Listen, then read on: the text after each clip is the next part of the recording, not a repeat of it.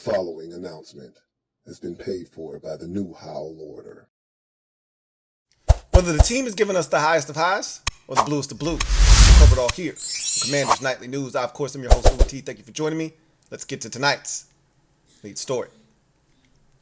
So, what Week 11 essentially represents for me is a standardized test for our guy, Sam Howell. You already know. Those who know, New Howell it's NHL. order. So, Week 7 was an abject disaster.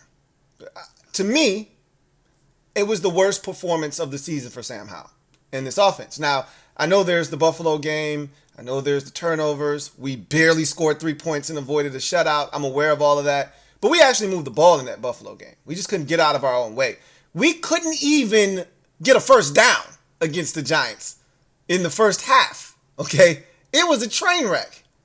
I mean, it was one of the worst performances we've seen for a half of football from this team probably since the infamous Rams, Alex Smith, Aaron Donald piggyback ride game, which was just awful. But we even scored a touchdown in the first half of that game with Kyle Allen at quarterback. We weren't even close to scoring against the Giants in the first game.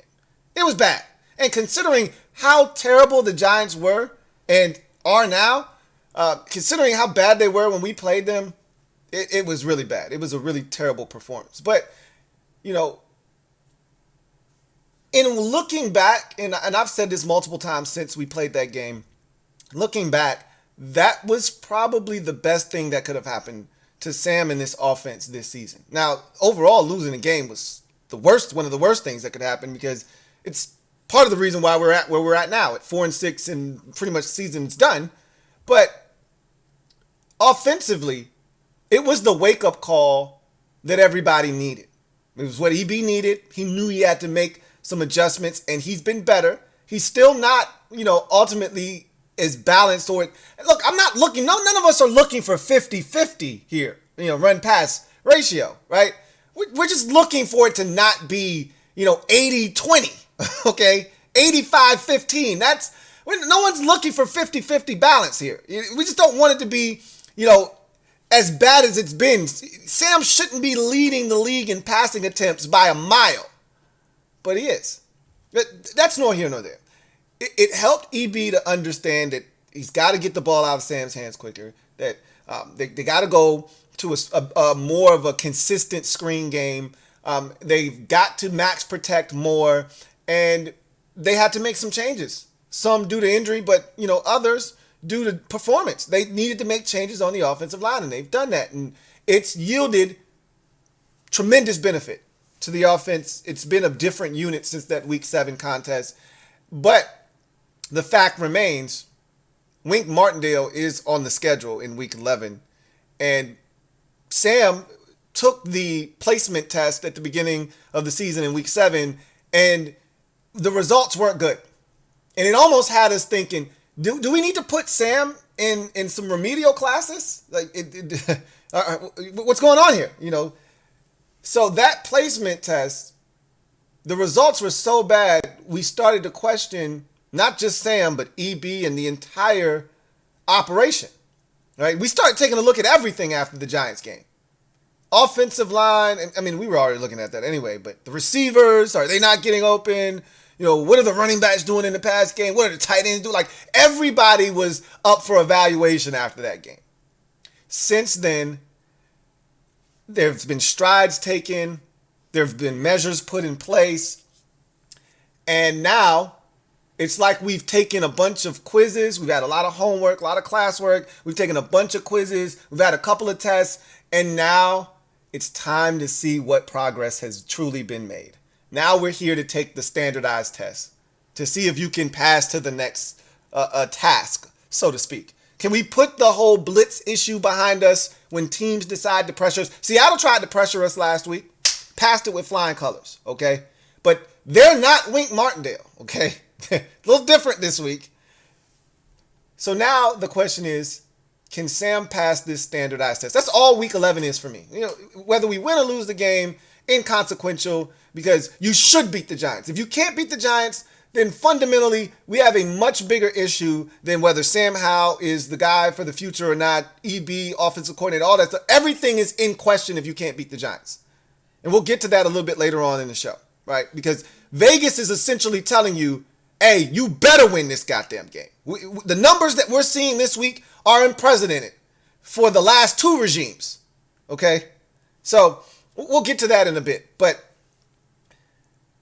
I'm more focused on how Sam, if we win this game 35-10, 35-13, 35-20, but Sam looks mediocre, I'm going to be disappointed. If he doesn't handle the pressure well, if EB doesn't handle the pressure well, if we as a team don't handle it well, but the Giants turn it over 4 times, 2 of those go for touchdowns, we get a special teams touchdown, and we scored 2 touchdowns on offense, and it looks like we had a hell of a day, but we watched the game and we understand that we struggled again, then we didn't pass the standardized test. Sam didn't pass the standardized test, okay? If we lose this game, and it's going to be hard for Sam to pass the test and us lose the game. It's almost impossible for that to transpire.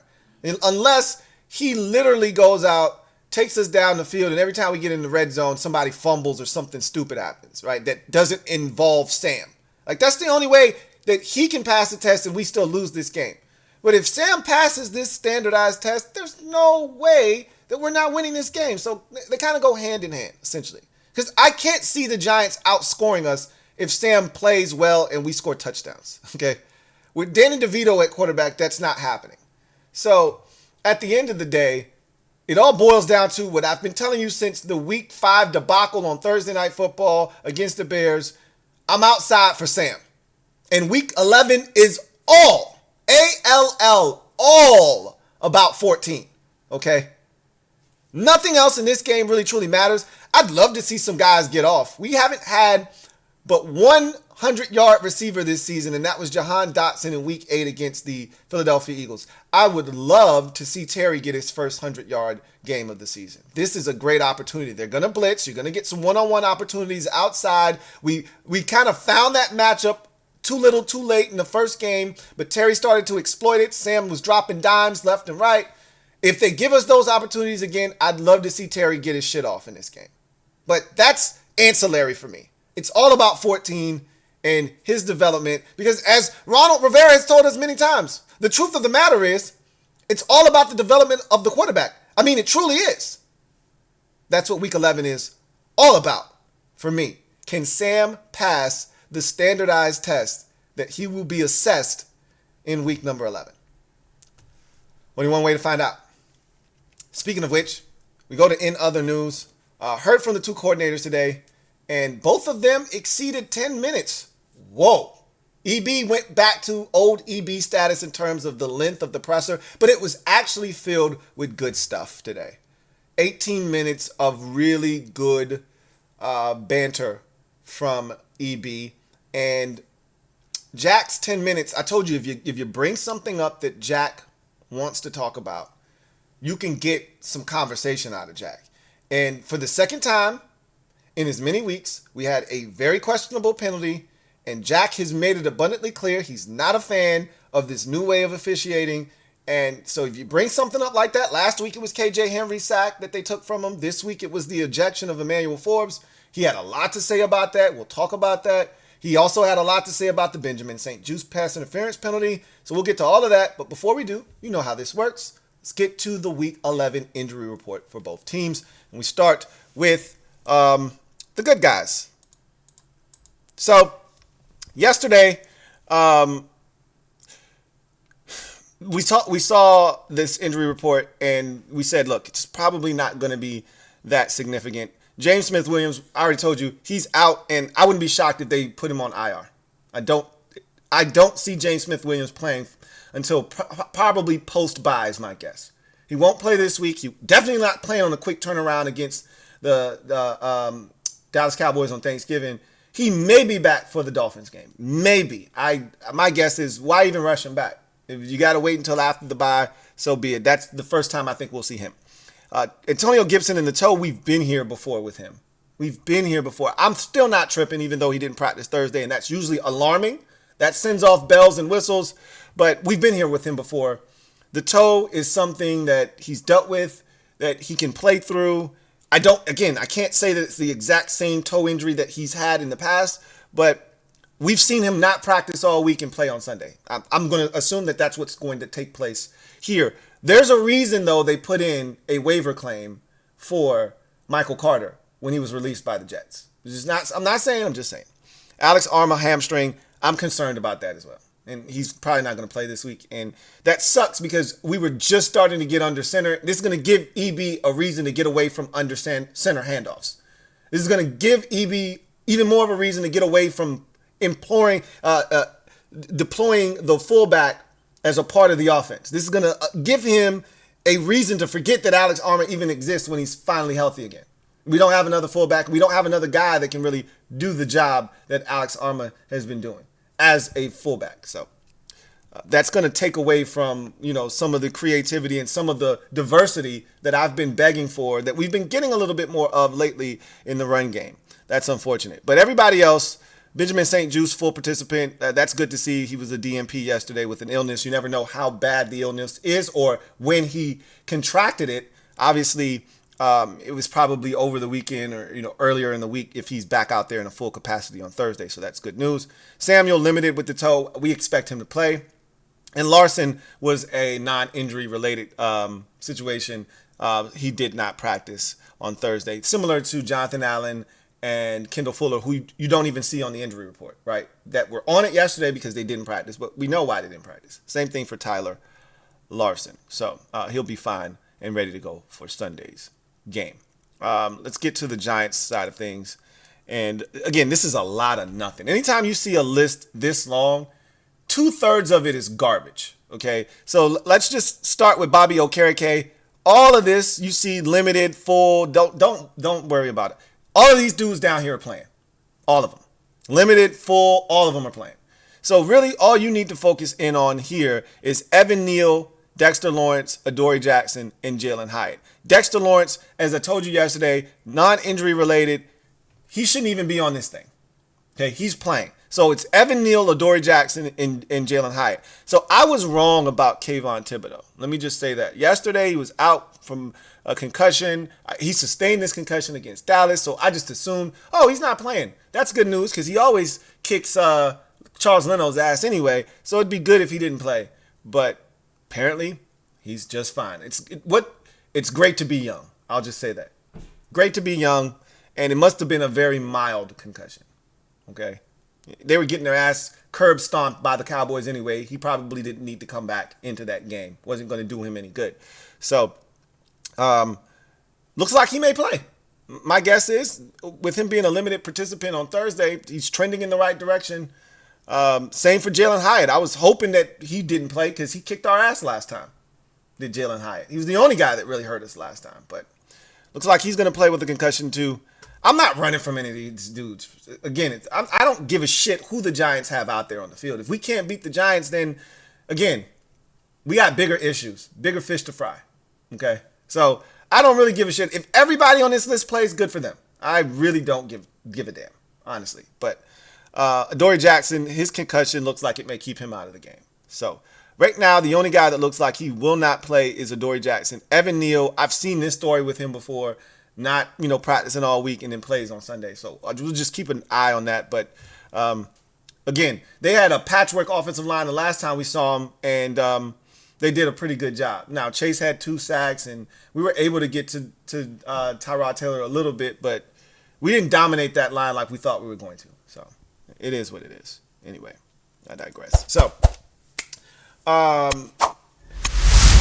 heard from the coordinators. Today was Coordinator Thursday, as it usually is. EB, 18-minute presser today. Lots of good stuff from him. Most of the conversation, and again, it should be surrounding the quarterback. He's young. He's really the only thing that has given this fan base a reason to stick around and have a real vested interest for the remainder of the season. No one believes in the staff that is currently here. Maybe outside of EB. I think there's still a lot of EB supporters that want to see him either get the job, and we're going to talk about that next week. We're going to dedicate an entire episode of the command post or excuse me, the Commander's Nightly News to Eric Bieniemy, because I really truly want to know how you guys feel. But he's the only guy right now on the staff that I think fans are really interested in seeing more of. Everybody else can kick rocks as far as most of the fan base is concerned. So there are going to be a lot of questions aimed towards Sam, right? And his development, and now he's playing well, and he's statistically, he's here, and here, in all of these categories, and the national media is catching on. Like, the national media can kiss my ass, because they were the ones fanning the 5th round draft pick flames at the beginning of the year. So it's funny. I mean, hell, he had an interview after we beat New England with Shannon Spake, and at the end she says, Sam Howell, 5th round draft pick. What the hell does that have to do with anything? Right? That's like me saying Shannon Spake, middle-aged white woman. Okay, cool. Why does that mean anything in the context of what we're talking about? Or I could have said Shannon Spake, not the Fox #1 sideline reporter. Like, why, right? So F the national media is my point, right? But you know how the national media does. If there's a story, they're there, right? And all of a sudden, Sam Howell playing good football, maybe they have something in this 5th round pick. So, you know, in our media sometimes can be, because look, what I've learned about the media, and sometimes it's frustrating for me, because I want them to ask pertinent questions. They have jobs to do, though. And I've learned this over the years, right? It took me a while to get to this point. So because I used to get frustrated with some of the questions because they were so pointed. Like, that's a very specific question that has nothing to do with anything that we care about as fans, and you're a conduit. Like, you ask the questions that we can't. So we don't want you going there asking some BS question that has nothing to do with nothing. But then it took me a while to figure this out. But they got stories to write. They actually work for publications. So they're working on a specific story with a specific angle. So they have to ask certain questions so they get certain answers so they can write their story. Makes sense. It sucks as a fan sometimes because they're not providing us with what we need. And right now I feel like there's a lot of Sam Howell stories being written. And so naturally there's a lot of Sam Howell questions. And a lot of them feel like they're recycled. They're refurbished. It's the same question you asked last week. You just reworded it differently. Well, you know, what growth have you seen from Sam? How many times are you going to ask that question? You asked it last week. You asked it the week before that. You asked it the week before that. But EB, to his credit, does a great job of answering these questions. Sometimes he gives them recycled answers, and I don't blame him. But, you know, the thing that I appreciated the most today about EB, look at Ronald Rivera rubbing off on me. Lord have mercy. The thing I appreciated the most. He's got to get out of here as fast as possible. Now it's getting to the point where it's infiltrating my language. Now I can't have that, right? I cannot have that.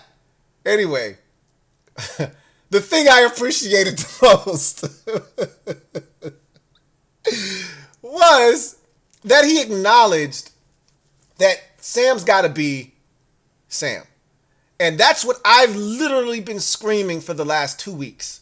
Because the whole can't take sacks narrative has driven me insane, because some of you fans are just, that you're just so, it's so maddening, and you guys are so nauseating to me listening to you regurgitate what you hear the national media talking about. Oh, he's getting sacked, he's going to get hurt, and can't hold on to the football, and, you know, this is what happens when you're a 5th round pick, and all kinds of foolishness, right? We've watched this man make all these big plays. We know what he's capable of. And a lot of you are trying to put a muzzle on his ability to make big plays. That's what you're trying to do. If you're in the can't take sacks crowd, and, you know, and nobody is advocating for Sam to get sacked 6-7 times a game, okay? That's not what I'm advocating. Sacks are bad. We don't want them, okay? Period. Move that aside, okay? That's the obvious. What we shouldn't be trying to do is beat the man up for trying to make plays because his offensive line sucks or the coordinator isn't doing a good enough job of giving him play calls that keep defenses off of his back, okay? Sam's job is to run the offense the best way he knows how. He is a playmaker. He's unique. Those kinds of quarterbacks, like Sam Howell, they don't grow on trees. We got us one. Okay? And ours doesn't look like most of the quarterbacks around the league. You should feel fortunate about this. He doesn't look or play like Kirk Cousins. Okay? He's a playmaker. Kirk Cousins is great within the scheme and the framework of an offense when things are on time and everything's perfect. Kirk's outstanding. But when shit breaks down and Kirk has to improvise, he's not terrible. A lot of you make it seem like he can't do anything off script, but that's not his thing. And we could say that for another 18 to 20 quarterbacks around the league. When shit breaks down, that's not Ryan Tannehill's thing, okay? When shit breaks down, that's not Derek Carr's thing. Okay, we could go on and on. The list is very long. The list is very short of the quarterbacks that can make the plays that Sam Howell makes on a consistent basis. But if you keep talking about taking sacks, this, that, the third, you're going to water down that performance and his ability to do that because now he's going to start thinking about, hey, I got to take the check down. Hey, I got to get the ball out of my hands. I got to find the incompletion. And it was good to hear EB say, I just want Sam to be Sam. Right? Just want him to be himself. You know, the play on Sunday where he got stripped of the football, we don't want him to fumble, right? Just like we don't want him taking sacks. But I don't want him to stop being him because you don't get the 24-yard run last week against New England if you tell him to not be him. Hey, you got to slide. And if he gained 15 yards and he saw those two defenders come in, instead of lowering his shoulder, bouncing off one of those guys and getting up, instead of doing that, if he just veers for the sidelines and runs out of bounds, yeah, look, ultimately we would have gotten 3 points potentially out of it instead of none because he threw a pick like 5 plays later. But that's not the point. He gave us a chance to score a touchdown there. Okay? That's what you want. And EB's like, look, yeah, he fumbled. He was doing his best to help this team win. They held him up. They stripped him. They took the ball from him. I was mad, but I also had to realize that's the first time it's happened to him. And guess what? He was being him, and I don't want him to stop being a playmaker. That's all I've been trying to convey. So it was good to hear EB say that. And it was good to hear EB talk about, you know, the process that he and Sam goes through on a weekly basis. How, you know, he lets the coaches coach, which is good to know. He's not a helicopter coach. But on Fridays, he and Sam sit down and they go through the script, right? They go through the play, the call sheet, and they talk about these plays and, you know, what do you like here? What do you don't like? You know, what do you see? If this is the look we get, what are you going to try to do? Like, that's great to know. It shows us why Sam has been so prepared this season, really. And, you know, we could talk about the last 3 games in particular, right? But, well, 10, 9, 8, yeah, the last 3 games in particular. But it's really been all season that Sam's been really prepared, you know. And, you know, a lot of people like to just point out the last 3 because the sacks have come down.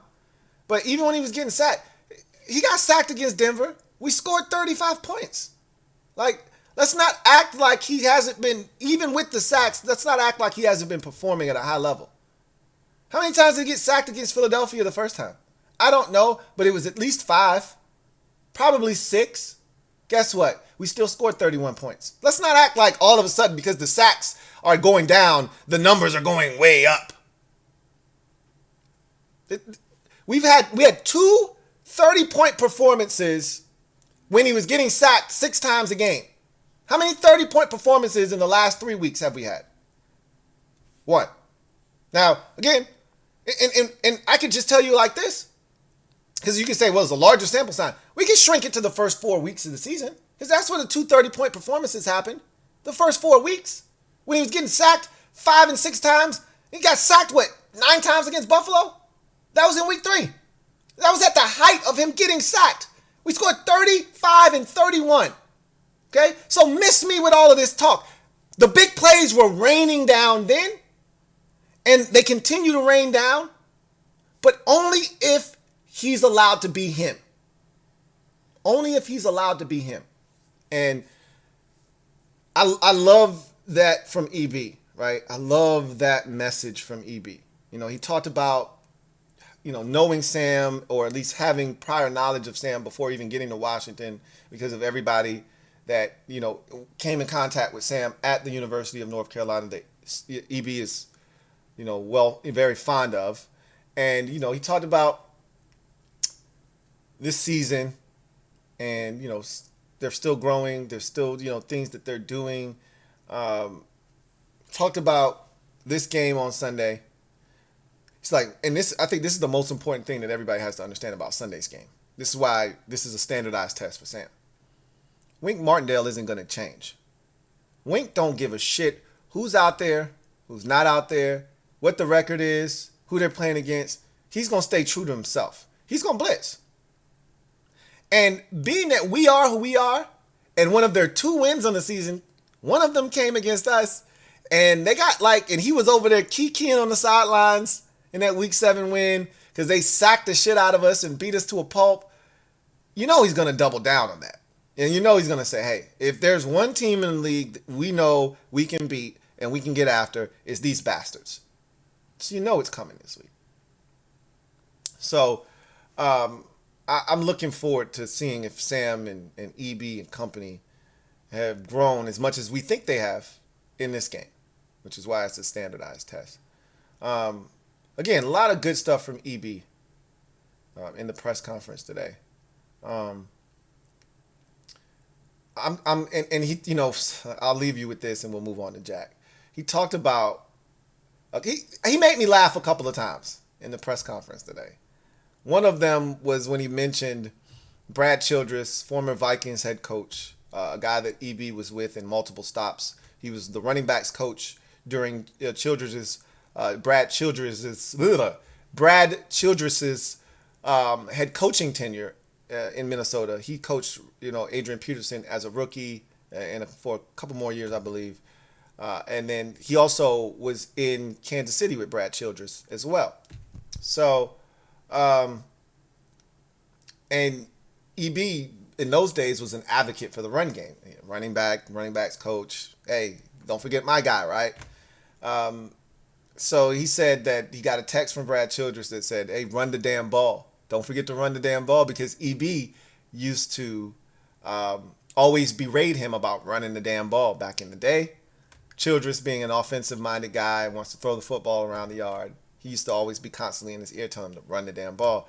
And he said that, I don't know if it was Childress or somebody else I think it was Childress that got him a hat that said run the damn ball, right? So he made me laugh because he said, I had so much influence on those guys, and now seeing the influence that they have had on me, and him coming back, it's come full circle essentially, and they're telling me now I need to run the damn football. And he said, whether it's Andy Reid or it's Childress, he said, you see what these guys have done to me, because EB knows. And he said, look, there's a ton of self-scouting that goes on. He said, look, we evaluate all these players and, did they do their assignment every single week, every single play? That's what we do. But before we do any of that, we got to evaluate ourselves. We self-scout all the time. So, I hear that and I'm like, I get it. But then I say, well, if that's the case, how is it that we get to this point every week and you don't get Jahan a catch? He only has 2 targets, and we don't get Brian Robinson more runs. He's only got 8 last week, and he was averaging almost 5 yards a carry. How is it that this happens multiple times in a year if you're self-scouting? And again, it was okay early in the year when you got the Buffalo game to lean on, or you got the Bears game to lean on, when you can just, when you say, damn, Sam dropped back 52 times in a row, or whatever the number was. It's okay to say that when you're getting your ass whooped. We haven't been out of a game in 2 months. Okay, when was the Bears game? That's the last time we got our ass whooped. What was that, week 5? That's early October. So a month and a half. You haven't been blown out of a game in a month and a half. We haven't been beat up like that and been down 2 scores. I don't think we've even been down 2 scores in a game since then. You think about it. That's week 6. We beat Atlanta. I don't know if we ever even trailed in that game. Maybe we did, but we weren't down 2 scores in that game. Week 7, we were down 2 scores against the Giants. It was 14-0. So there you go. That's the last time we were down 2 scores. And even down 2 scores against the Giants, you knew they weren't going to score too many more points. Okay, right? You know they weren't going to go score and explode and score 28. So to not run the football, to hear him say, "Hey, I'm self-scouting," I'm like, but are you really though? I know they are though, because when you see the cute little screen they tried to run on the fake sprint out screen back to the right, that's self-scouting. That's saying, hey, we've set this up. We've run these sprint outs enough to set this screen up. It just wasn't executed properly. Right. But anyway, long story short, loved EB. Go check him out today. Thought he said some good things. Jack, on the other hand, was really... So first he was challenged on Duran and Jonathan not being as effective as they've been in past years, particularly last year. And he's like, I challenge you to come watch film with me. I'll show you that they've been very effective this year. I tend to agree with Jack. No, they haven't been... And I think Jack is going to point out a lot of what they've done in the run game, because he can't be talking about the pass game because they haven't been as effective there.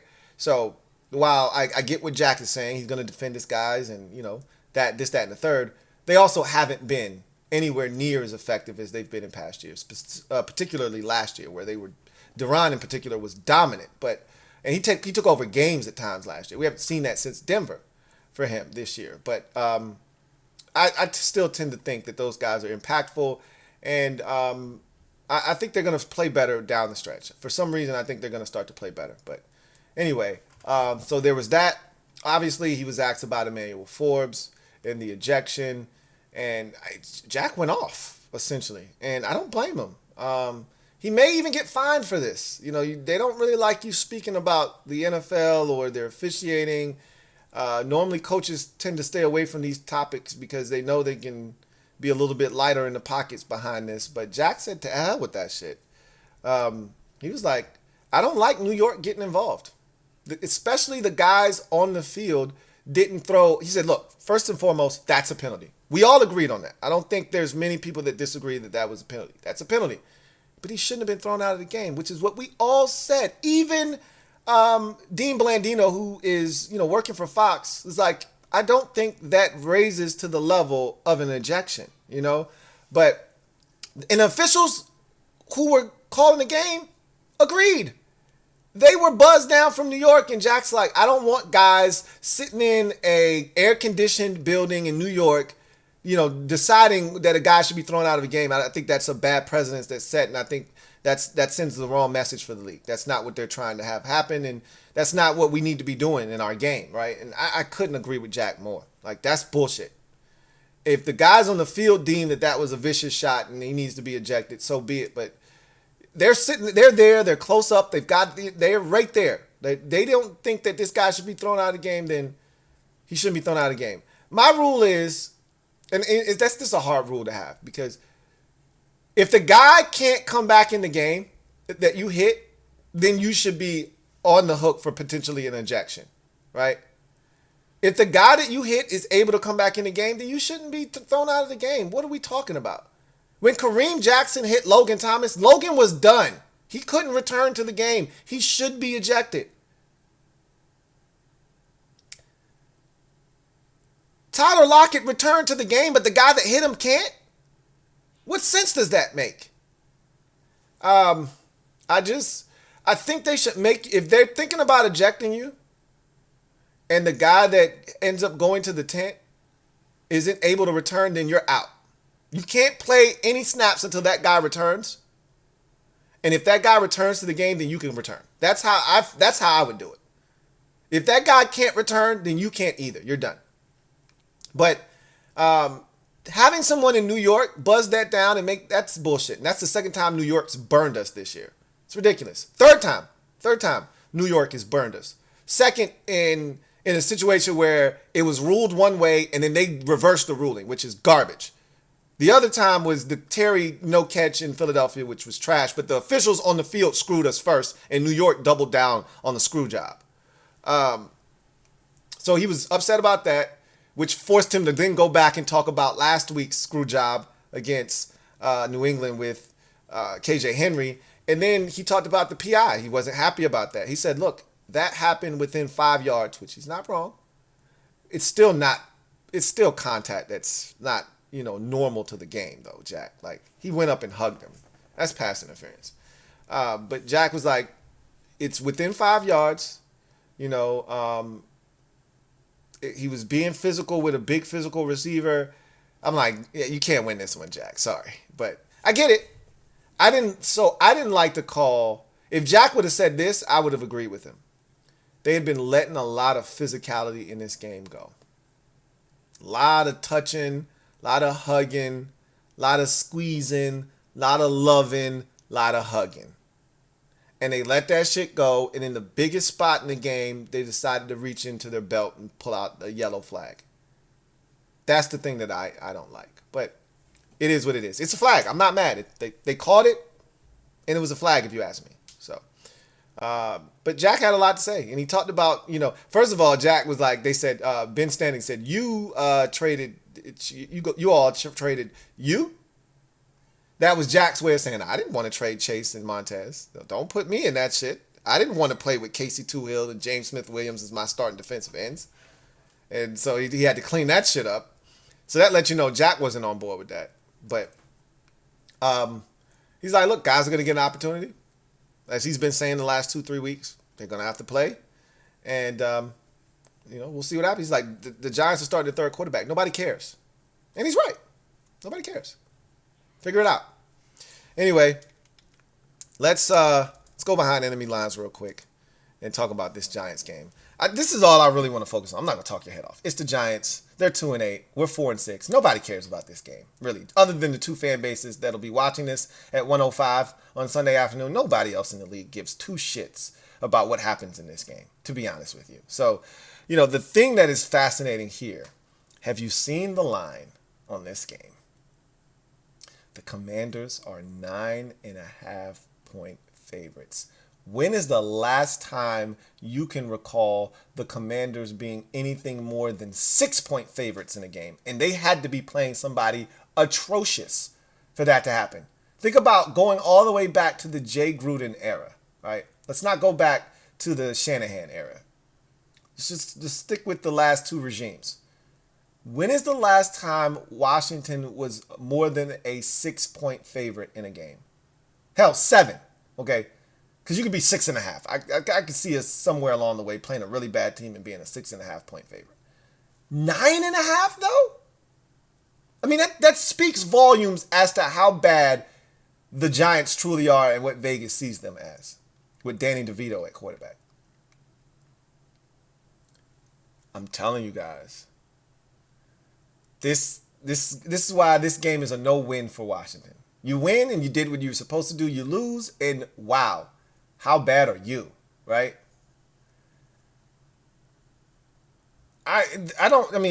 Talking strategy here, it's all about Sam for me.